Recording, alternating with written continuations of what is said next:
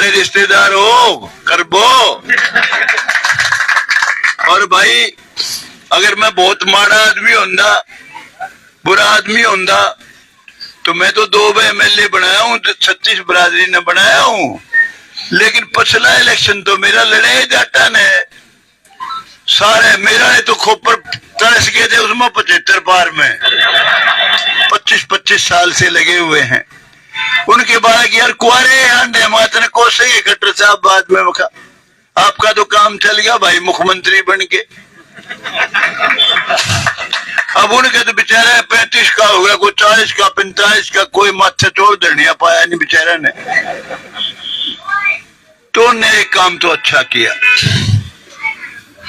अगले दिन 3000 रुपए की पेंशन बना दी 40 साल का जो कुआरा है उसकी।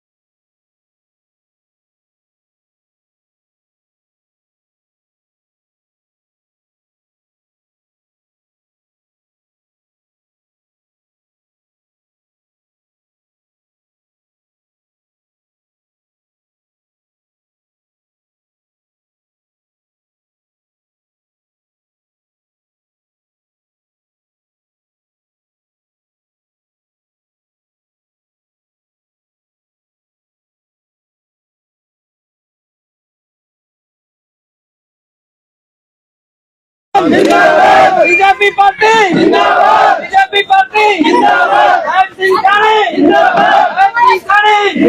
अभी हम लाइव तस्वीरें जो है सफेदो हल्के के गांव पाजूखोर से दिखा रहे हैं, जहां पर भाजपा प्रत्याशी राम कुमार गौतम जो है वो अभी पहुंचे हैं।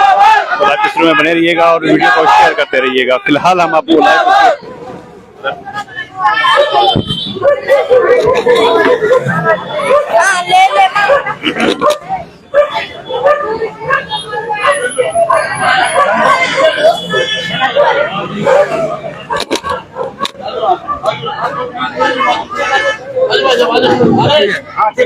मंडल दसो ये प्रधान दीदी है थोड़ा रास्ता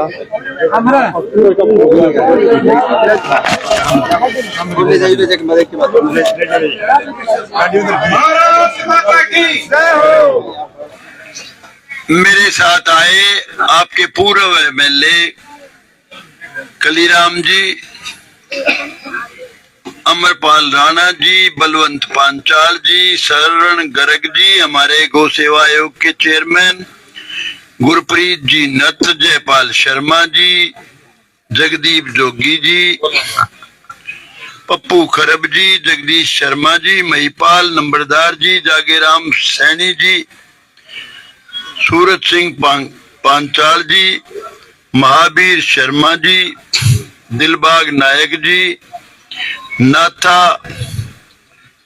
वाल्मीकि जी, देवा सिंह खरब जी, तकदीर सैनी जी, काला नंबरदार जी, उमेद सैनी जी, सुमित खरब जी, सतबीर खरब जी, संदीप पूर्व सरपंच, कृष्ण खरब, राजा नायक, धर्मपाल खरब, इंदर खरब, गोपीराम कश्यप, रविंदर खरब जी, और जिनके नाम नहीं बोल पाया वो सारे जी, और सभी मान के योग बुजुर्गों, मेरे नौजवान दोस्तों, माताओं, बहनों, प्यारे प्यारे बच्चों, भाई बातें तो काफी बताई दोनों ने, लेकिन मैं तो थोड़ा सा ही सिर्फ बोलूंगा, ज्यादा नहीं। एक तो भाई हुड्डा साहब का राज रहा 9.5 साल। 9.5 साल में आपके कितने काम हुए? आज भी फोर फ्रंट पे जो है हुड्डा साहब ही हैं, कांग्रेस की तरफ से मुख्यमंत्री के उम्मीदवार पद के। तो उस समय किस तरीके से कितने बच्चों को रोजगार मिला, कितने आपके काम हुए, कोई सड़क है, कोई स्कूल का है, जो भी था। और इस राज में बीजेपी की सरकार में, मनोहर लाल खट्टर जी की सरकार में, नायब सैनी की सरकार में कितने बच्चे लगे और कैसे लगे और कितने काम हुए? हुड्डा साहब की सरकार थी जब कितने बच्चे लगे थे आपके 9.5 साल में, बता सकते हो? एक भी नहीं लगा। इस राज में कोई लगा? बतेरे लगे। तो भाई जो भी लगे, जितने लगे, क्या आप किसी के पास गए थे सिफारिश के लिए? क्या किसी को देला पोला दिया था? तो यूं बताओ, वो सरकार अच्छी थी या सरकार अच्छी थी? और भाई सारी तरह का मुकाबला कर लेना, और उसके बाद जब ये महसूस करो कि भाई ये सरकार अच्छी थी, तो भाई आगे बीजेपी की सरकार बनाना, जिससे नायब सैनी मुख्यमंत्री बने, सबको सबका हक मिले।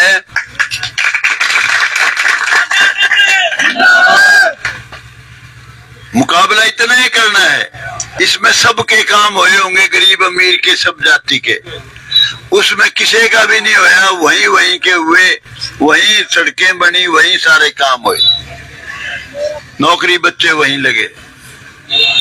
और भाई अगर आप चाहते हो सबको सबका हक मिले, तो भाई बीजेपी की सरकार बनाइयो, नायब सैनी मुख्यमंत्री बनेगा, सबको सबका हक देगा। और नरेंद्र मोदी जी, उनको बहुत बड़ी ताकत मिलेगी, ऊर्जा मिलेगी जब हरियाणा में आप बीजेपी की सरकार बनाओगे। नरेंद्र मोदी ने दुनिया में इस देश का डंका बजाया है, इस देश का सम्मान बढ़ाया है, इज्जत बढ़ाई है। पुराने समय में सरदार मनमोहन सिंह जी थे, इस देश के बहुत काबिल प्राइम मिनिस्टर, इकोनॉमिस्ट थे। अमेरिका में गए तो उनकी तलाशी ले ली थी। नरेंद्र मोदी की तलाशी ले सकता है क्या कोई? आपस में जो दुश्मन हैं, जिनकी लड़ाई चल रही है, यूक्रेन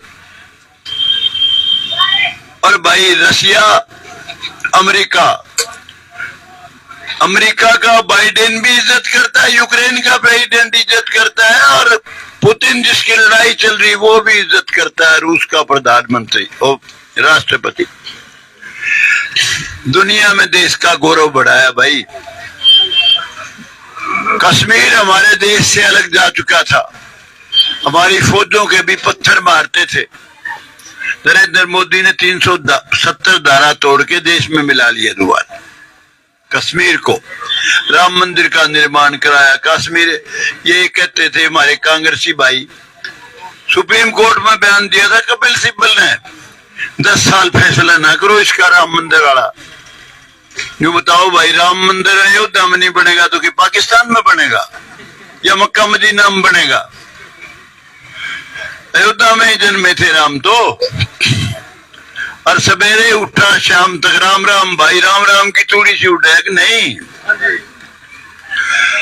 उसका मंदिर बनाया राम का। और भाई हमारी मुस्लिम बहन बेटियां जिन पे खतरनाक तलवार लटकती थी 3 तलाक की, बेचारी डरी से में रहती थी। एक नालायक सा आदमी 60 बरस की महिला को कहता था तलाक तलाक तलाक, 3 बार तलाक कहने घर से बाहर। नरेंद्र मोदी जी ने वो खत्म करा दिया तलाक। और भाई महिलाओं को जो सम्मान बीजेपी ने नरेंद्र मोदी की रहनुमाई में दिया वो किसी ने नहीं दिया। वो तो उस बिल को ही फाड़ देते थे, बोले ये महिला तो 1 के मारी, तुम तो 1/3 कह रहे हो। आगे 1/3 MLA बनेगी, 1/3 MP बनेगी। कानून बना दिया भाई नरेंद्र मोदी ने। तो भाई बीजेपी को बनाना, नरेंद्र मोदी को ताकत देना, जो देश के लिए एक फरिश्ता बन के आया। और भाई जहां तक मेरा सवाल है, बहुत लोग कहते हैं तो बाहर ही है, बाहर से आया। भाई इंग्लैंड से तो आया नहीं। अभी कलीराम पटवारी जी ने बता दिया। देखो भाई, हमें इस देश के वासी हैं। कई भाई जात पात का नारा भी लगाते हैं, तो भाई ध्यान कर लो, जात अपनी सबकी एक है, अलग है ही नहीं किसी की। किसी को घमंड हो अपनी बड़ी जात पे, कोई प्रकांड पंडित हो अपना अपने ऊंची जात का समझने वाला, गरीब से गरीब जाति का खून और उसका मिला लो, जो बाल का भी फर्क बाजे तो रंग में फर्क हो। और उस पंडित जी ने जो नहीं जानता जब पिछाड़ ले तो ये ब्राह्मण है। किसी के न्यारे सूंग सींग और पुंजल लाग रहे हो, कोई तो फर्क हो। हम सब एक पिता की संतान है भाई। गुरुजी जो कह गए थे आज से बहुत बरस पहले, गुरु रविदास जी, ऐसा चाहूं राज में जहां मिले सबन को अन्न, ऊंच नीच संबस है रहे रविदास प्रसन्न।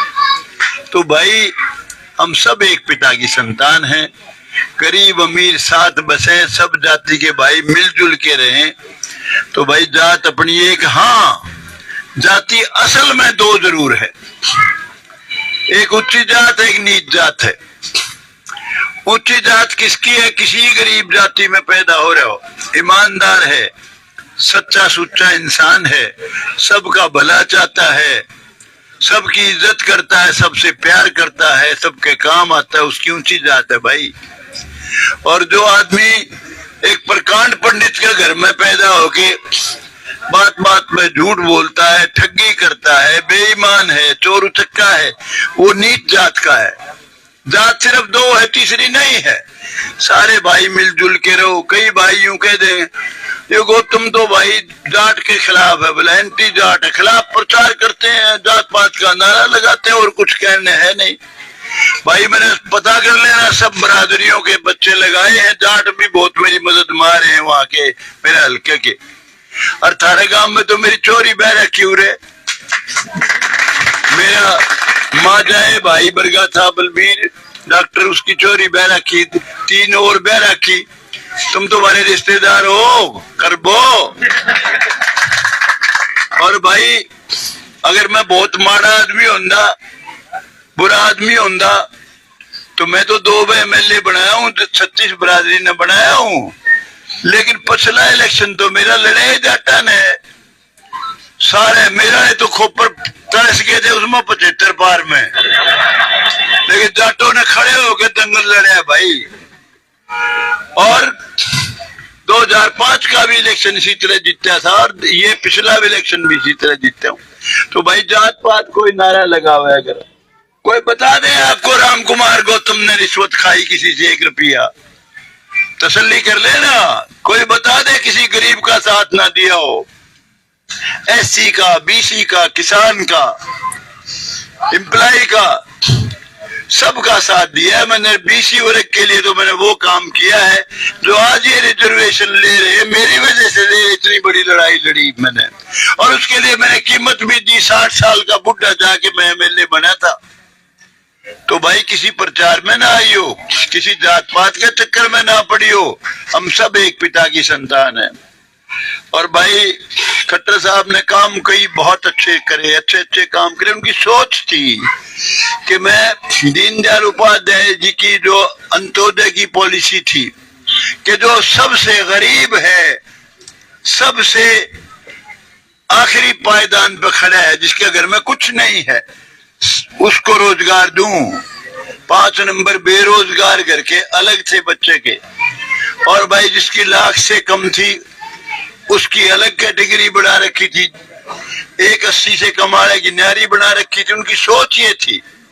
लेकिन मैं उनको कहा था, कई बार कहा, खट्टर साहब सोच पे आपकी मैं कोई इतराज नहीं करता, लेकिन जिनने आपकी सरकार बनाई, आगे भी बनाना चाहते उनको कह दे दिया जो मेरिट में पिछड़ गए। आप तो कहते मेरिट वाला लड़ेगा, मेरिट वाला लगेगा। अरे मेरिट वाले लगे, इसमें कोई शक नहीं। डीएसपी भी लगे, इंस्पेक्टर लगे, सब इंस्पेक्टर लगे, एचसीएस लगे, इंजीनियर लगे, बहुत कुछ लगे। ऐसे लोग लगे जो खट्टर साहब को गालियां देते हैं, उनका नाम भी रूस नहीं लेंदे। उन घरों के बच्चे लगे। मैं कहा खट्टर साहब आप उनका भी काम कर दो जो बेचारे मेरिट में पिछड़ गए, और आपका राज बना दिया, आगे भी बनाना चाहते हैं तो। लेकिन उनके समझ में ज्यादा आई नहीं। वो कहते थे वही गरीब का हूं मैं तो। लेकिन नायब सैनिक को मैंने समझाया, मगर अभी न्यू बता दो, ये थारी सरकार बनाओगे बीजेपी की, तन्ने मुख्यमंत्री बनाओगे तो कह दे देगा उनने। कहने लगा आप बताओ, सुझाव दो। मैंने कहा भाई उनको रोजगार देना, उनके हर घर में जो तेरी सरकार बना देना, सबको, किसी के साथ भेदभाव ना करियो। लेकिन भाई जो तेरी सरकार बनावे, जो कार्यकर्ता है 30-30, 25-25 साल से लगे हुए हैं, उनके बाद यार कुआरे अंडे मात्र कोसे खट्टर साहब बाद में बखा, आपका तो काम चल गया भाई मुख्यमंत्री बन के।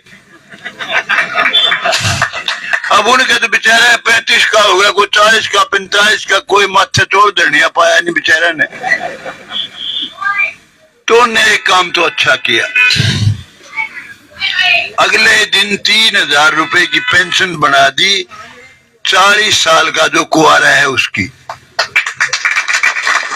पर मैंने कहा 3000 में माथे चोर नहीं देगा कोई, कम से कम 15-20 हजार का सौदा तो कर दे। पर भाई नायब सैनी मान गया। वो कहता है मेरी सरकार बनते ही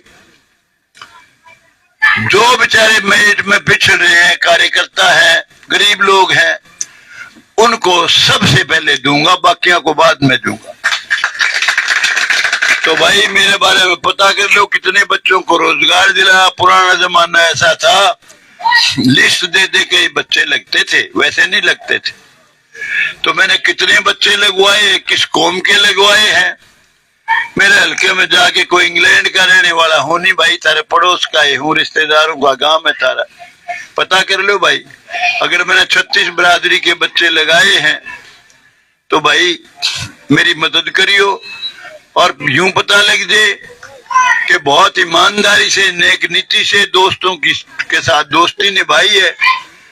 जो मेरा दोस्त है उसको मैंने कभी जिंदगी में धोखा नहीं दिया, जिसने साथ दिया है उसको कभी ये महसूस नहीं होने दिया कि भाई मेरे साथ मैंने कोई गलत आदमी का साथ दिया। आप भी जब मुझे एमएलए बनाओगे, इस काम से जिताओगे, तो भाई आपको हमेशा गर्व होगा अपने आप पे कि हमने एक बहुत अच्छे आदमी को एमएलए बनाया है। अब मैं ज्यादा नहीं कहता क्योंकि काफी देर के बैठे हो आप, टाइम कुछ दिया था, हो कुछ गया। आप लोगों ने मुझे बहुत प्यार से सुना, लड्डुओं से भी तो लेन भाइयों ने। भाई आपका बहुत बहुत धन्यवाद। एक बात जरूर कह के जाऊंगा,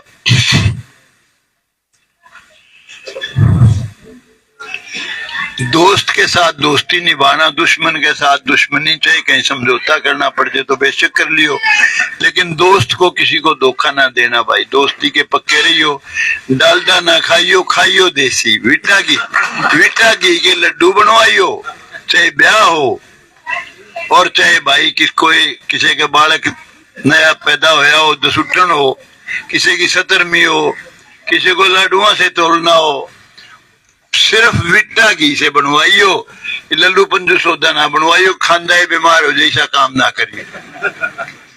आपने बहुत प्यार से मुझे सुना, आपका बहुत बहुत धन्यवाद।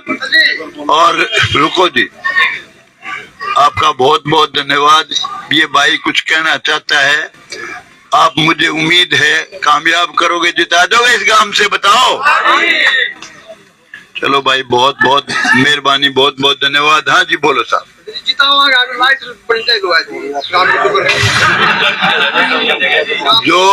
जो भी काम आपके हैं मैं बन गया तो भाई कोई कसर कौन छोड़ूं, दिमाग से निकाल दो सारी।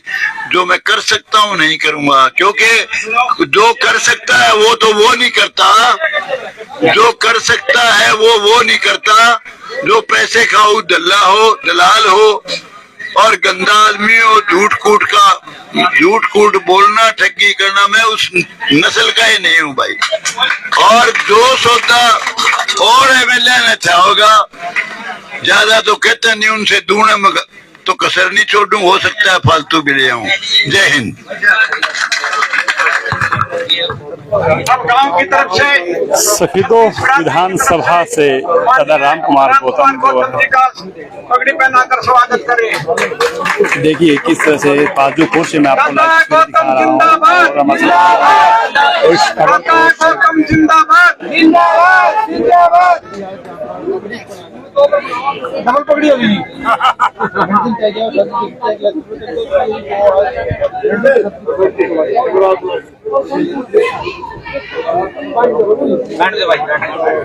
तो पाजूपुर से मैं आपको लाइव तस्वीर दिखा रहा हूँ, तो हमारे साथ बने रहिएगा और खबर को शेयर करते रहिएगा। फिलहाल जो भाजपा के प्रत्याशी हैं राम कुमार गौतम, उनको 120 केजी लड्डुओं से तोला गया है और पाजूपुर में काफी जोश और उत्साह जो है वो दिखाई पड़ रहा है। आप तस्वीर में देख सकते हैं। तो देखिए फिलहाल जो है लड्डुओं से जो है उसका स्वागत और अभिनंदन किया जा रहा है। तो हमारे साथ बने रहिएगा और उस खबर को शेयर करते रहिएगा।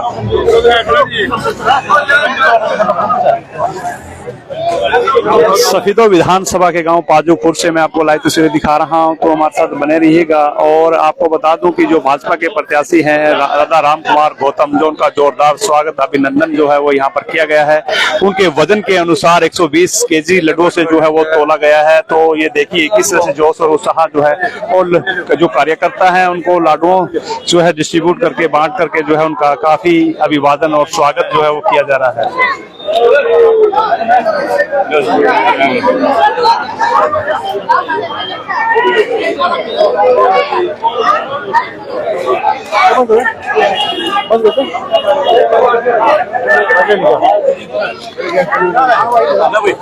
गेट पर